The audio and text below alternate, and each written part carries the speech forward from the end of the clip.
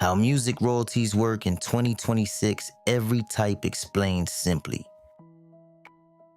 $424 million. That is how much unmatched royalty money was transferred into the mechanical licensing collective from streaming platforms like Spotify, Apple Music, Amazon, and Google. And here is why independent artists need to pay attention. A lot of that money was connected to songs where the right people could not be properly matched, located, or paid. Not because the songs were not being played, not because the artists were not talented, but because the registrations, metadata, publishing information, or ownership details were not set up correctly. And this is where a lot of independent artists mess up. They upload a song through DistroKid, TuneCore, CD Baby, United Masters, or another distributor, and they think, cool, my music is out, I'm good. But distribution is only one part of getting paid. Your song can generate money in multiple places. Your distributor might pay one piece. Your PRO might pay another piece. The MLC might pay another piece. SoundExchange might pay another piece. Publishing administration might collect another piece. YouTube Content ID might collect another piece. And sync licensing can create a whole different type of check. So in this video, I'm going to break down how music royalties work in a simple way. No confusing industry talk, no lawyer language. Just the real explanation of where the money comes from, who collects it, and what you need to set up so you are not leaving money on the table. Because a lot of artists do not have a music problem. They have a collection problem. Let's get into it. First thing you need to understand is this. Every song has two copyrights. There is the sound recording and there is the composition. The sound recording is the master. That is the actual final recording people hear. The beat, the vocals, the mix, the finished song. If you recorded the song, released it yourself, and did not sign your masters away, then you may own the sound recording. That is one copyright. The second copyright is the composition. That is the songwriting side, the lyrics, the melody, the music, the actual song underneath the recording. So think of it like this. The master is the recording, the composition is the song itself. Once you understand those two sides, the whole royalty system starts making more sense. Most royalty checks are connected to one of those two copyrights. Some money goes to the master owner. Some money goes to the songwriter and publisher. And if you are an independent artist who owns your masters and writes your own music, you may be owed money on both sides. But only if everything is set up correctly. Now let's start with the royalty most artists already know about. Streaming royalties. When your song gets played on Spotify, Apple Music, Tidal, Amazon Music, YouTube Music, or another platform, money is generated. But not every platform pays the same. On average, Spotify might pay around $3 to $5 per thousand streams. Apple Music may be closer to $8 to $10 per thousand streams. Tidal usually pays more per stream, sometimes around $13 per thousand streams. YouTube Music is usually lower, often around $1 to $2 per thousand streams. These are averages. They are not guaranteed rates. Your actual payout depends on things like the listener's country, whether the listener is on a paid plan, the platform's revenue, your distributor, and your agreement. But the point is this. Platform strategy matters. To make around $1,000, you might need roughly 300,000 streams on Spotify, maybe around 125,000 streams on Apple Music, maybe around 77,000 streams on Tidal, and possibly 500,000 streams or more on YouTube Music. Again, these are estimates, not promises, but it shows you why artists cannot only think, I need streams. You need streams, yes, but you also need to know where those streams are happening, how your fans listen, and whether you are collecting from every place your music earns. Now, when your music streams on Spotify or Apple Music, your distributor usually collects your master streaming royalty. That is the money connected to the sound recording. So if you use DistroKid, TuneCore, CD Baby, United Masters, or another distributor, they usually collect the master side from the streaming platforms and pay it to you. That is the check most artists know. But that is not the whole check. And that is where the game changes. On the composition side, your song can also generate mechanical royalties. Mechanical royalties are paid when your song is reproduced or streamed. Back in the day, this was easier to understand because if somebody pressed your song on a CD or vinyl, there was a mechanical royalty attached to each copy. Now, with streaming, mechanical royalties still exist, but they work differently. Streaming platforms pay mechanical royalties into a pool, and that money gets divided based on usage. In the United States, the MLC, the Mechanical Licensing Collective, collects and pays digital mechanical royalties for eligible streaming activity. So if you wrote the song and your music is streaming in the US, you need to understand the MLC. Your distributor does not automatically handle everything the MLC handles. Your PRO does not handle everything the MLC handles either. A pro like ASCAP, BMI, CSAC, or GMR handles performance royalties. The MLC handles US digital mechanical royalties. Different money, different organization, different registration. So if your music is streaming and you wrote the song but your work is not properly registered with the MLC, you could be missing money. This is why the unclaimed royalty issue matters. It is not just some random industry headline. It is a warning. The money does not always find you. Sometimes you have to go claim it. Now let's talk about performance royalties. Performance royalties are generated when your composition is publicly performed. That can mean radio, TV, restaurants, clubs, live venues, streaming, certain online uses. This money is collected by PROs. In the United States, the main PROs are ASCAP, BMI, CSAC, and GMR. For most independent artists, the realistic choice is usually ASCAP or BMI because CSAC and GMR are invite only. Here's the simple way to look at it. Your PRO collects performance royalties for the songwriting and publishing side. So, if you wrote the song, you need to be registered as a writer. And if you control your publishing, you should also have the publishing side set up. A lot of artists only register as a writer and never set up the publishing side. That means they may only be collecting part of what they could collect from their PRO. This is why you cannot only think like an artist. You have to think like the label. Think like the publisher. Think like the business owner. Because the music business pays whoever is properly registered to collect. Now, quick note on radio. Radio does not pay one simple flat rate per spin. A song played on a major New York radio station during peak hours is not the same as a song played on a small college station late at night. The payout depends on the station, the market, the audience size, the time of day, and the PRO's formula. And PRO money is not instant. It can take 6 to 9 months after the performance period before you see that money.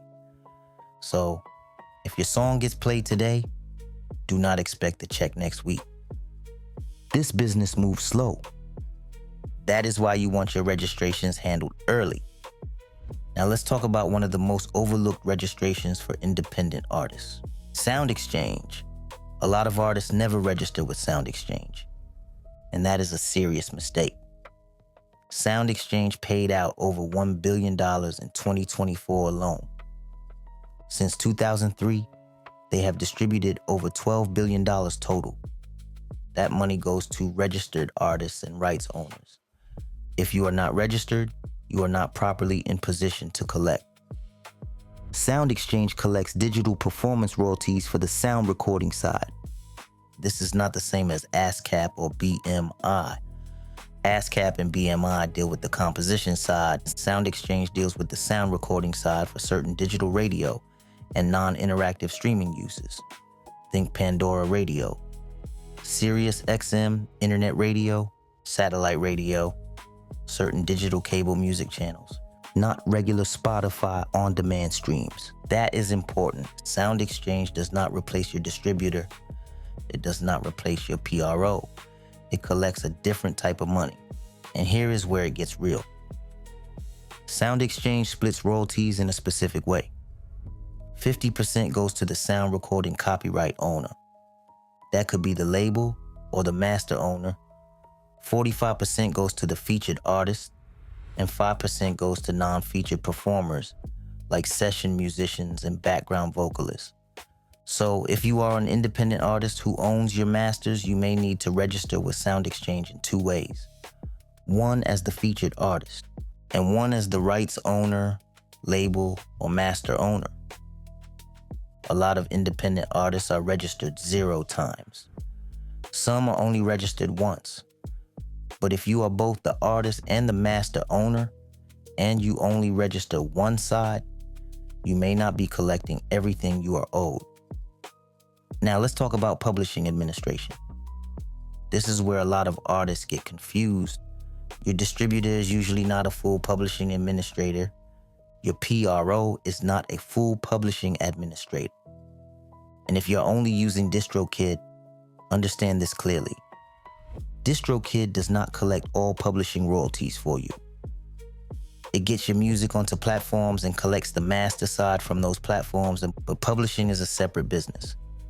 If your music is being streamed or used internationally, there may be publishing royalties in other countries that you are not collecting unless you have publishing administration set up. That is where publishing administration companies like Songtrust, TuneCore Publishing, or other publishing admin services can come in. They help register your songs globally and collect publishing royalties from different societies around the world. This matters because your music is not only available in the United States. If somebody streams your song in the UK, Germany, Japan, Canada, Brazil, or anywhere else, there may be royalties connected to that use. But if nobody is collecting them for you, that money can sit, get delayed, or never reach you. Also, important update, CD Baby Pro Publishing was discontinued.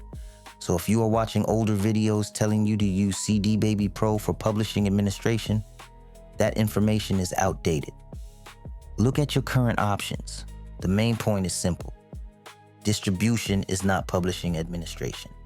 A PRO is not publishing administration. The MLC is not global publishing administration. These are different pieces of the machine. Now let's talk about sync licensing. Sync is when your music is placed in visual media, TV shows, movies, commercials, video games, trailers, YouTube shows, documentaries, brand campaigns. This can be one of the strongest opportunities for independent artists because sync is not just about streams. Sync can pay an upfront license fee. A small YouTube project or indie film might pay $500 to $5,000. A TV show might pay $5,000 to $50,000. A national commercial could pay $10,000 to $250,000. A major brand campaign can go much higher. Now, do not hear that and think every song is about to land a 6-figure placement. That is not how it works. But sync matters because one placement can sometimes pay more than millions of streams. And there are usually 2 sides to a sync license. The master side and the publishing side. That means the person who owns the recording gets paid, and the person who controls the composition gets paid. If you own both, that can be 2 checks. This is another reason ownership matters.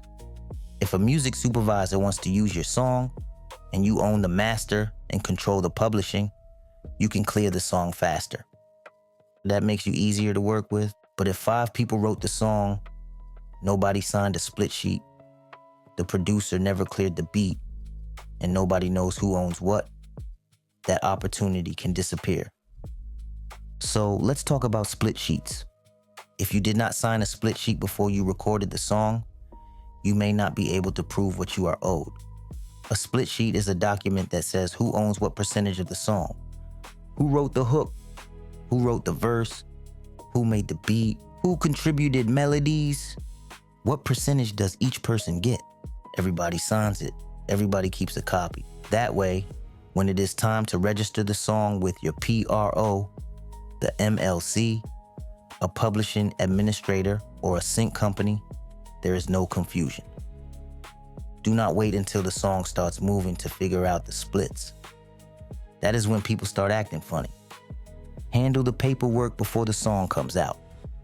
Now, let's make this practical. If you are an independent artist, here is the basic royalty setup order. Step 1, choose your distributor.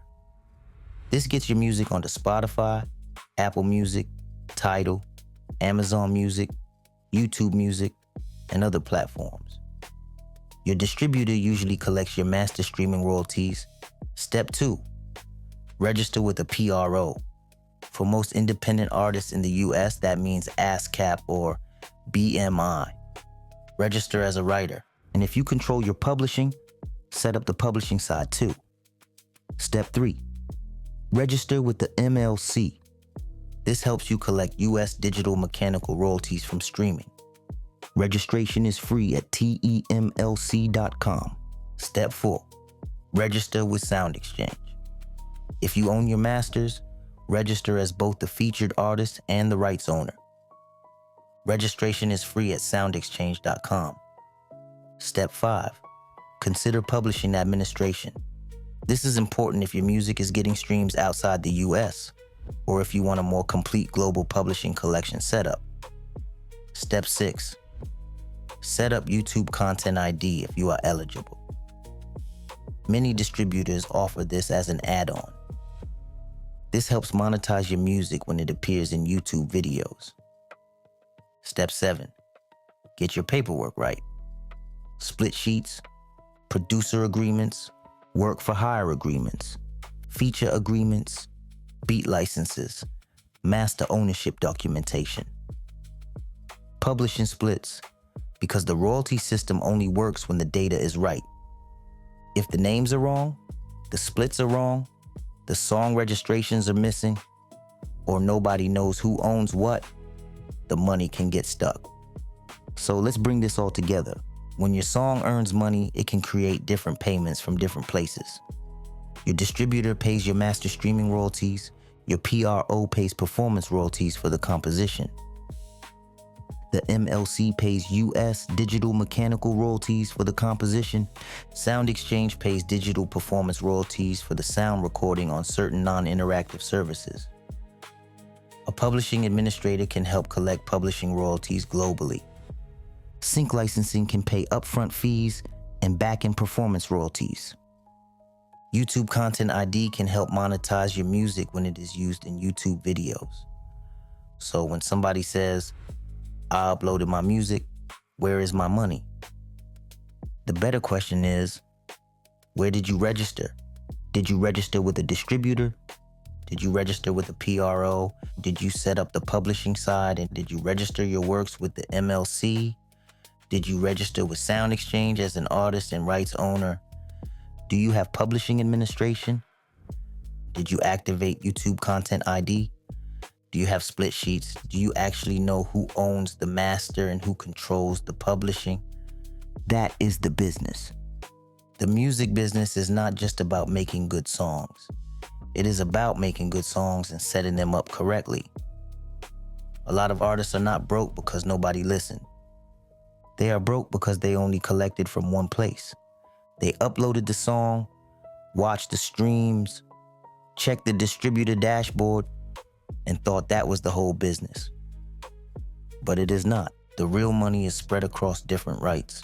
Master rights, publishing rights, performance royalties, mechanical royalties, digital radio royalties, sync fees, YouTube claims, international collections. And when you understand that, you stop moving like somebody hoping to get paid. You start moving like an owner. So here is the final takeaway. Do not just release music, register your music, protect your music, track your music, collect from every place your music earns. Because having a song on Spotify is cool. Owning your masters is better. Owning your publishing is better.